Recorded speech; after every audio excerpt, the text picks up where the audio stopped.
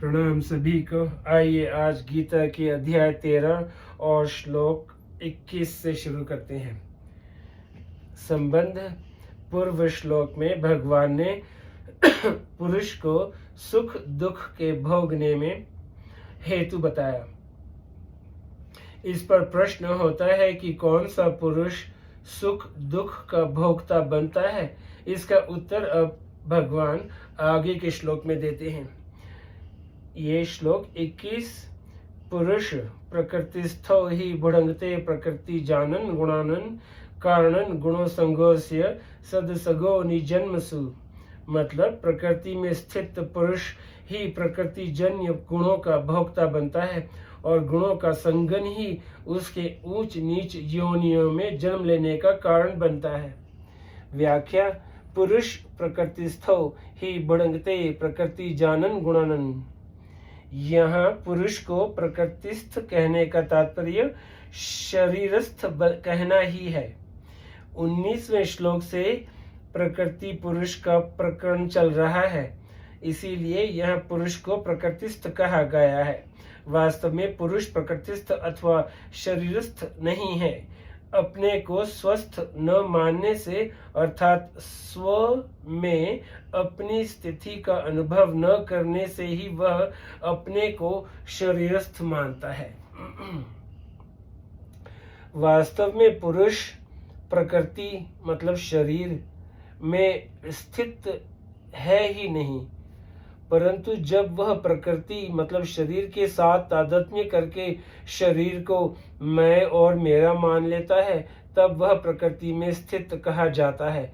ऐसा प्रकृतिस्थ पुरुष ही अनुकूल परिस्थिति के आने पर सुखी होता है और प्रतिकूल परिस्थिति के आने पर दुखी होता है।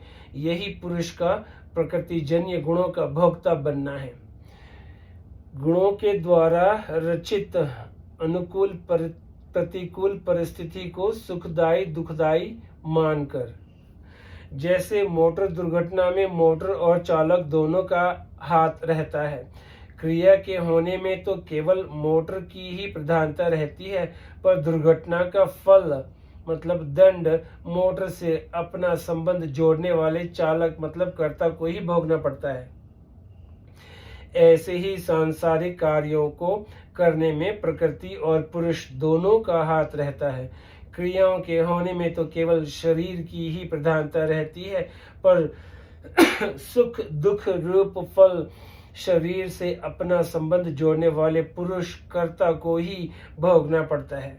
अगर वह शरीर के साथ अपना संबंध न जोड़े और संपूर्ण क्रियाओं को प्रकृति के द्वारा ही होती हुई माने गीता, तो वह उन क्रियाओं का फल भोगने वाला नहीं बनेगा। कारणन गुणो संगोस्य सदसगो निजन्मसु। जिन योनियों में सुख की बहुलता होती है उनको सत्य योनि कहते हैं, और जिन योनियों में दुख की बहुलता होती है उनको असत्य योनि कहते हैं। पुरुष का सत्य असत्य योनियों में जन्म लेने का कारण गुणों का संगन ही है। सत्व रज और तम ये तीनों गुण प्रकृति से उत्पन्न होते हैं। इन तीनों गुणों से ही संपूर्ण पदार्थों और क्रियाओं की उत्पत्ति होती है। प्रकृतिस्थ पुरुष जब इन गुणों के साथ अपना संबंध मान लेता है, तब ये उसके ऊंच नीच योनियों में जन्म लेने का कारण बन जाते हैं। प्रकृति में स्थित होने से ही पुरुष प्रकृतिजन्य गुणों का भोक्ता बनता है, और यह गुणों का संगन आसक्ति प्रियता ही पुरुष को ऊंच नीच योनियों में ले जाने का कारण बनती है।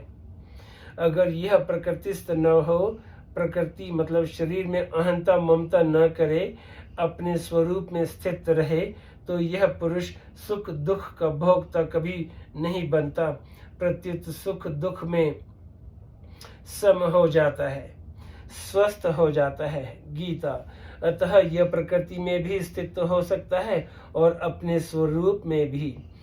अंतर इतना ही है कि प्रकृति में स्थित होने में तो यह परतंत्र है और स्वरूप में स्थित होने में यह स्वाभाविक स्वतंत्र है। बंधन में पड़ना इसका अस्वाभाविक है और मुक्त होना इसका स्वाभाविक है। इसीलिए बंधन इसको सुहाता नहीं और मुक्त होना इसीलिए बंधन इसको सुहाता नहीं है और मुक्त होना इसको सुहाता है। जहाँ प्रकृति और पुरुष दोनों का भेद मतलब विवेक है, वहाँ ही प्रकृति के साथ तादात्म्य करने का, संबंध जोड़ने का अज्ञान है। इस अज्ञान से ही यह पुरुष स्वयं प्रकृति के साथ तादात्म्य कर लेता है। तादात्म्य कर लेने से यह पुरुष अपने को प्रकृतिस्थ अर्थात प्रकृति मतलब शरीर में स्थित मान लेता है। प्रकृतिस्थ होने से शरीर में मैं और मेरापन हो जाता है। यही गुणों का संगन है। इस गुणों से पुरुष बंध जाता है। गीता।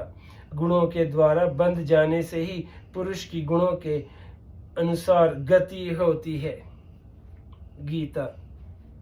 संबंध 19वें, 20वें और 21वें श्लोक में प्रकृति और पुरुष का वर्णन हुआ।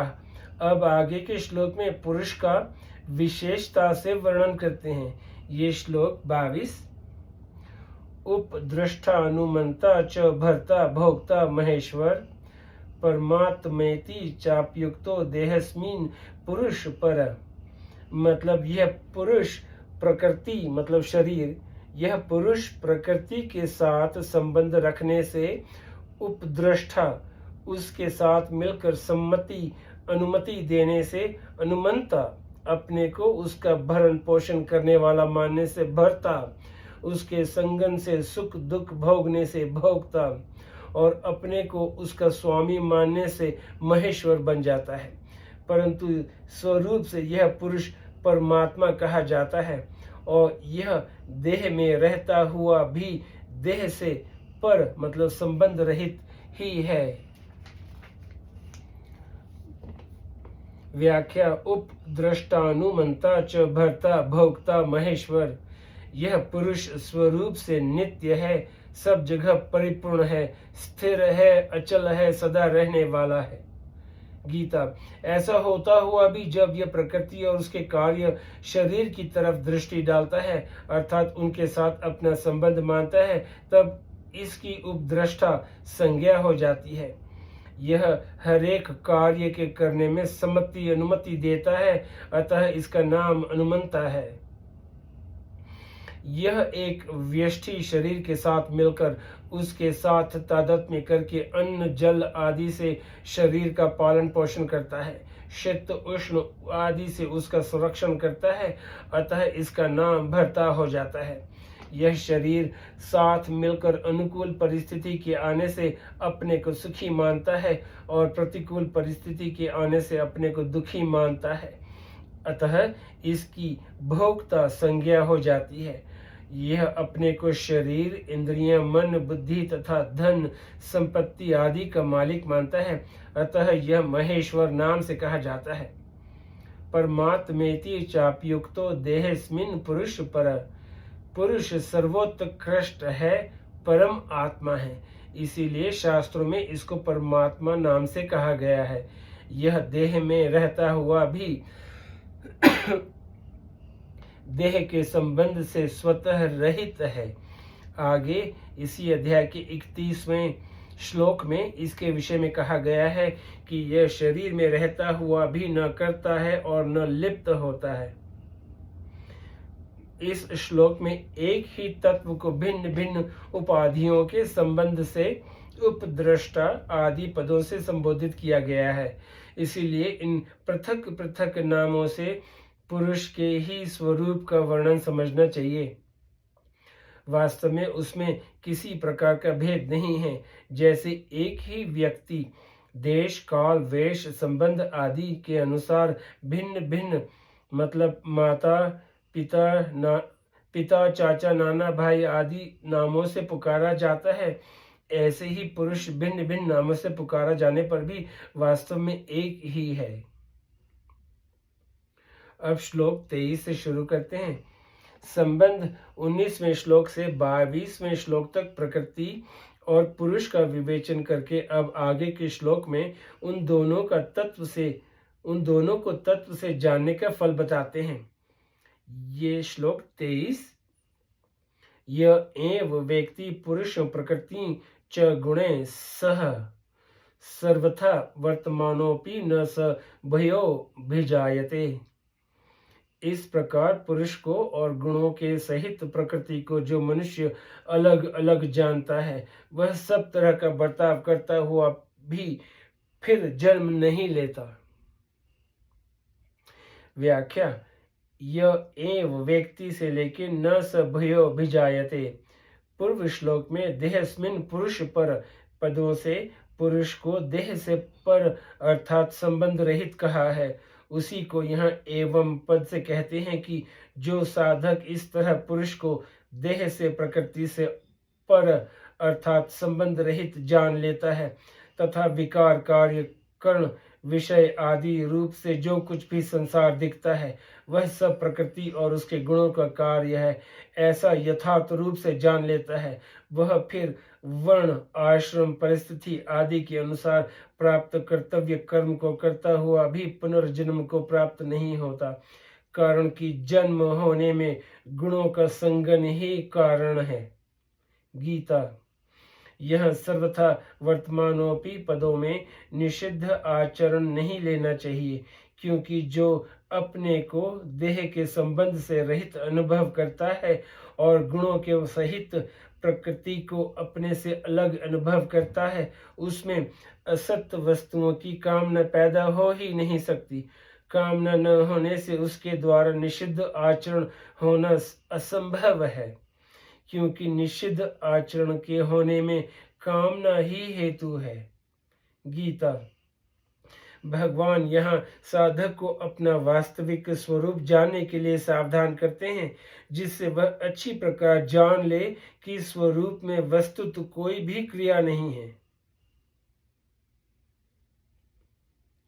अतः वह किसी भी क्रिया का कर्ता नहीं है और कर्ता न होने के कारण वह भोगता भी नहीं है।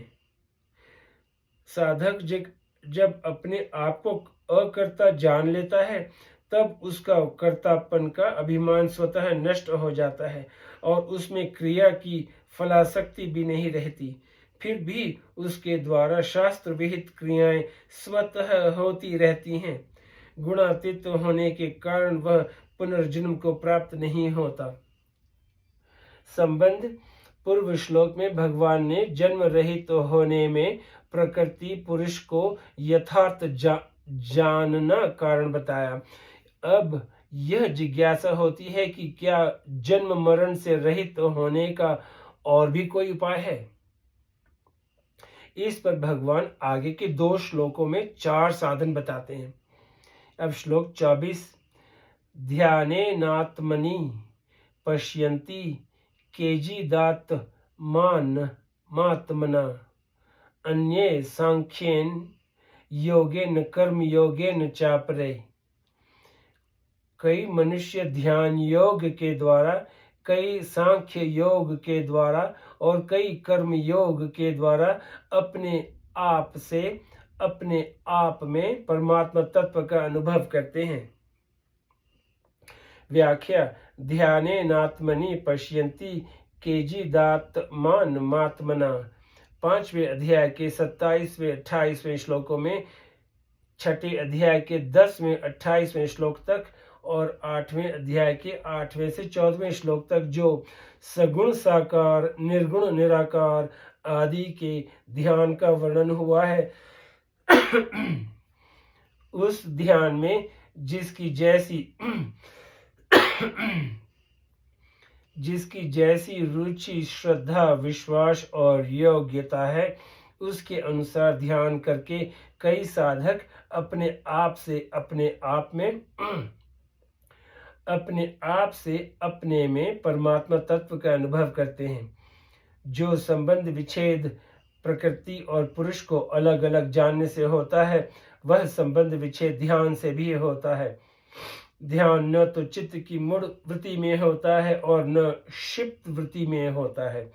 ध्यान विक्षिप्त वृत्ति में आरंभ होता है। चित्त जब स्वरूप में एकाग्र हो जाता है, तब समाधि हो जाती है। एकाग्र होने पर चित्त निरुद्ध हो जाता है। इस तरह जिस अवस्था में चित्त निरुद्ध हो जाता है उस अवस्था में चित्त संसार, शरीर, वृत्ति, चिंतन आदि से भी उपरत हो जाता है। उस समय ध्यान योगी अपने आप से, अपने आप में अपना अनुभव करके संतुष्ट हो जाता है। गीता।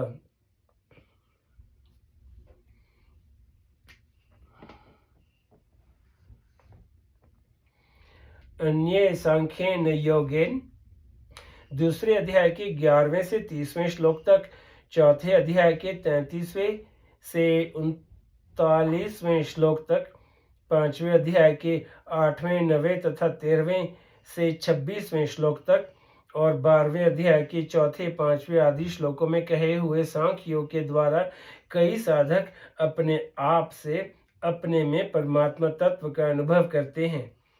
सांख्य योग नाम है विवेक का। उस विवेक के द्वारा सत्य असत्य का निर्णय हो जाता है कि सत्य नित्य है, सर्वव्यापक है, स्थिर स्वभाव वाला है, अचल है, अव्यक्त है, अचिंत्य है, और असत्य चल है, अनित्य है, विकारी है, परिवर्तनशील है। ऐसे विवेक विचार से सांख्ययोगी प्रकृति और उसके कार्य से बिल्कुल अलग हो जाता है और अपने आप से अपने आप में परमात्मा तत्व का अनुभव कर लेता है। कर्म योगेन चापरे, दूसरे अध्याय के 47वें से 53वें श्लोक तक, तीसरे अध्याय के 7वें से 19वें श्लोक तक, चौथे अध्याय के 16वें से 32वें श्लोक तक, 5वें अध्याय के 6, 7वें आदि श्लोकों में कहे हुए कर्मयोग के द्वारा कई साधक अपने आप से अपने में परमात्मा का अनुभव करते हैं।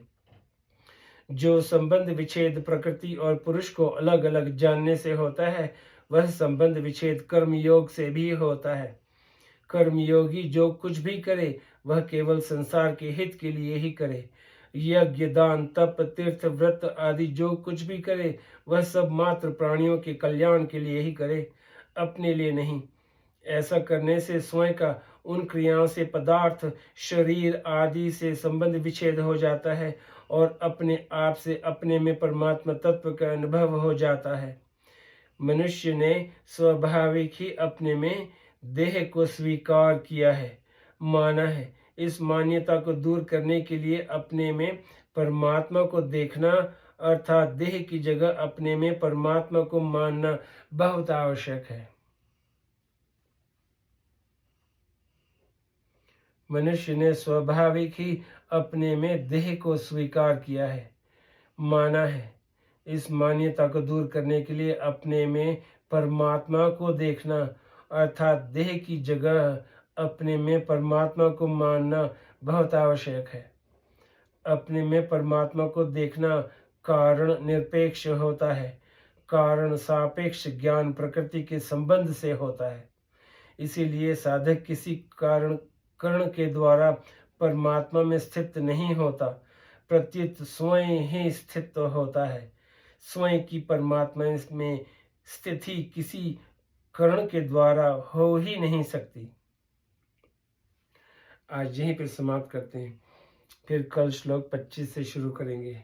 शुक्रिया, नमस्ते।